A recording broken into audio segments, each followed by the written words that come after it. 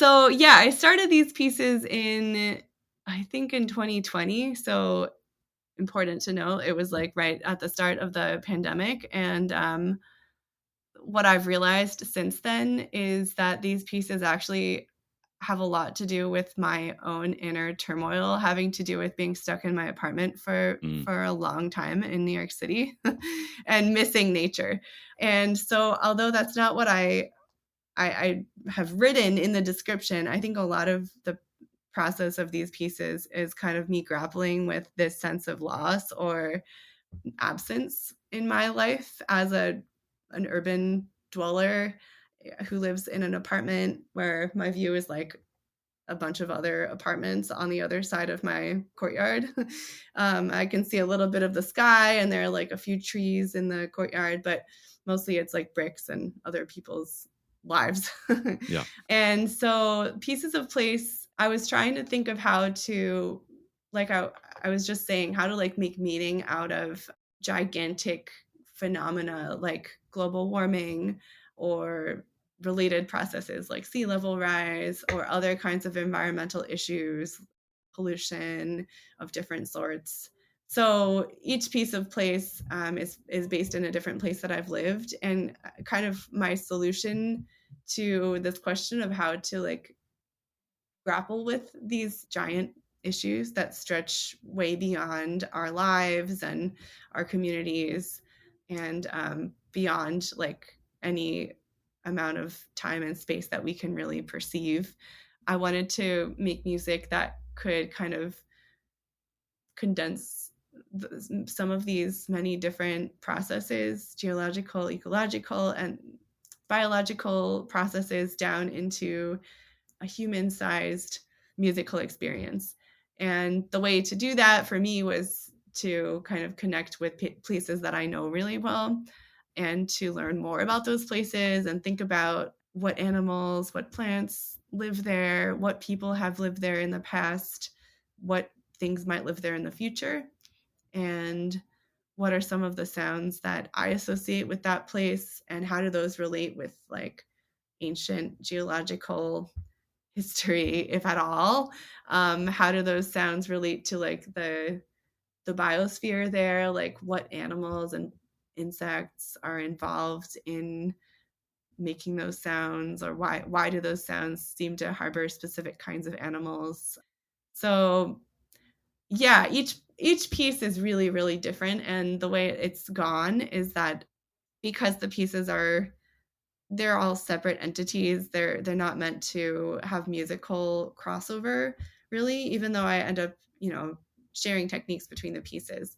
Each one is pretty different. And from the first one to now, I've learned to really try to focus in on at least just like one main concept for each place, because the first piece, which was called Pieces of Place Chesapeake, I tried to do what I'm describing on my website, which is like layering geological time frames with ecological events and like personal time frames. So I had all of these. I had this extremely dense, complicated like series of superimposed timelines that I tried to use to create the form of the piece, Yeah. and it worked. I was able to do it, but it was really really difficult to compose that first piece of place because I imposed so much information and like observations I made, field like I transcribed bird calls, and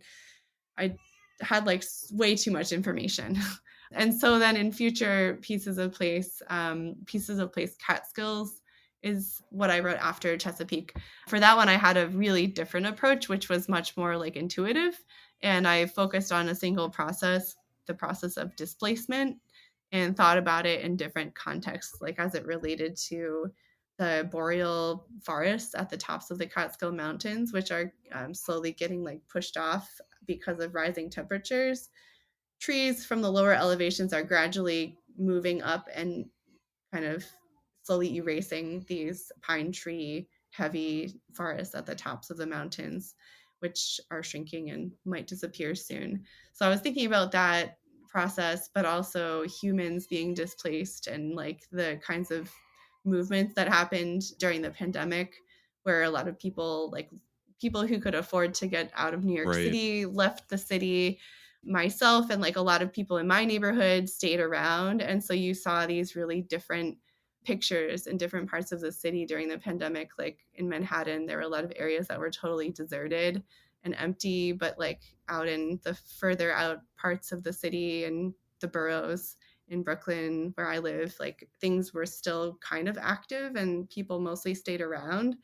So I was thinking about both of those different displacements in that piece. And then musically, instead of doing data sonification, which was what I did in Chesapeake, I was more thinking like in more traditional musical terms of like different harmonies blending and tearing apart and kind of following like a refrain through the whole piece that unfolds really slowly. There's just one melody that goes through the whole piece, but then the surroundings are constantly changing in terms of the harmonic backdrop and like the way the harmonies fit together and fade in and out.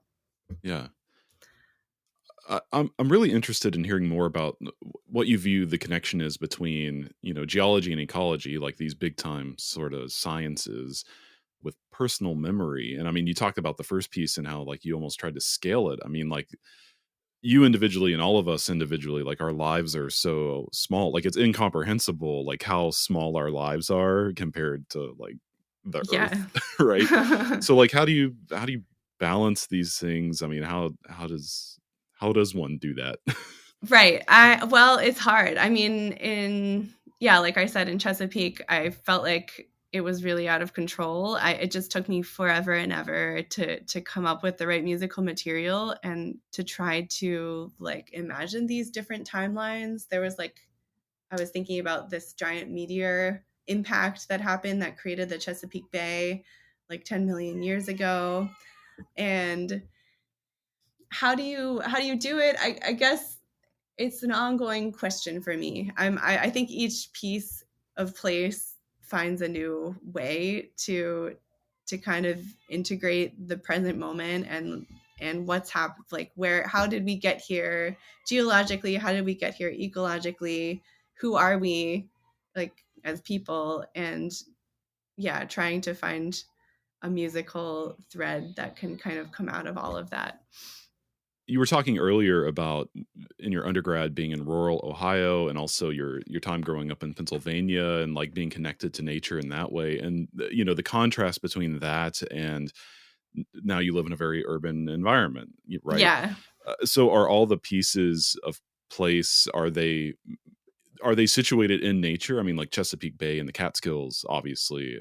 Are the other ones also kind of along that Yeah, line? those 2 are the only ones that are finished, and then there's another, that I'm starting right now, and that one's based on the time I worked at a summer camp in college, for 3 summers in the Rocky Mountains. And so, yeah, like I said, I think backstory for these pieces is my own relationship with nature and feeling distant from it as a city dweller. But I do have plans to write, pieces of place New York. So there are the pieces of place, and then there are intervening movements called tributaries that are like bodies of water that connect between different pieces of place. So I'm writing tributaries, the Hudson River tributary that connects the Catskills down to New York City. And then I have to write pieces of place New York City, which I've been avoiding because I don't know where to begin. There's just so much to it. There is so much chaos and so many sounds. But the plan is to have, try to represent both rural and urban and I guess also suburban places because I've lived in all of those different places. Yeah.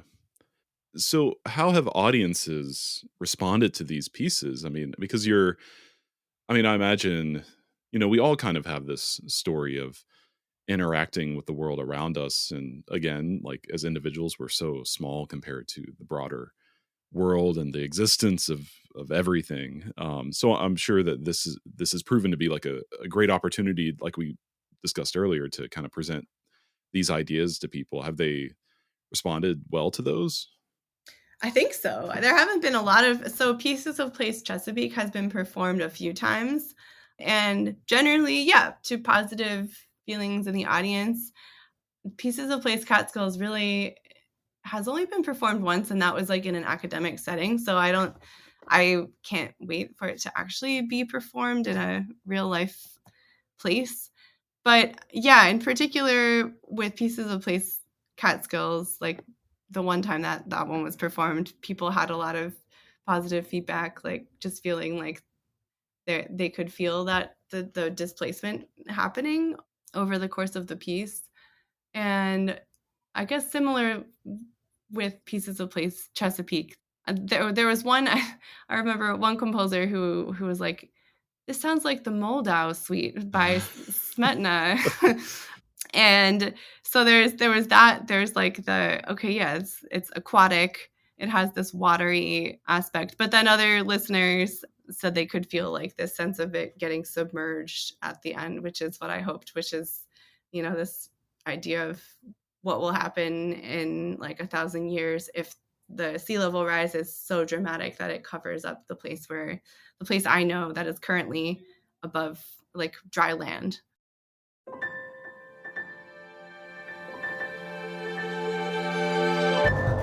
Thank you so much for tuning in to Micromaker by Loose Leaf Transmissions. We hope you enjoyed this brief glimpse into the inner workings of the creative life.